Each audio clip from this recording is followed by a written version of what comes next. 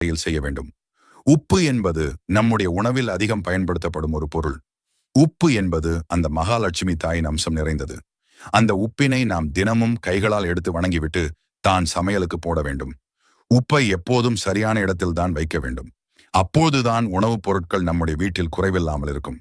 பொதுவாக சமையல் அறையில் உப்பு போட்டு வைக்கும் பாத்திரத்தை மேலே செல்பில் வைக்கவே கூடாது. உப்பை எப்போதும் ஒரு மர பலகை இல்லை தட்டின் மேலே தான் வைக்க வேண்டும். வெறும் உப்பு ஜாதியை தரையில் வைக்கக்கூடாது. சமையல் செய்யும் மேடைக்கு கீழே குனிந்து எடுக்கும் வகையிலோ கைக்கு எட்டும் இடத்தில் தான் வைக்க வேண்டும். நமது வலது கை பக்கத்தில் தான் உப்பை ஜாடியை வைக்க வேண்டும். வெள்ளிக்கிழமைகளில் கல்லுப்பு வாங்கி கொட்டி வைப்பது செல்வ வளத்தை அதிகரிக்கும். அதேபோல் எண்ணெய் பாத்திரம் உப்பின் பக்கத்தில் தான் வைக்க வேண்டும். தனித்தனியாக வைக்கக்கூடாது. பொதுவாகவே எண்ணெய் மற்றும் உப்பை கணவன் மனைவி என்று கூறுவார்கள். அதனால் இவை எப்போதும் ஒன்றாக தான் இருக்க வேண்டும். இல்லை என்றால் கணவன் மனைவி இடையே நிறைய சண்டைகள், கருத்து வேறுபாடுகள் வரும். இது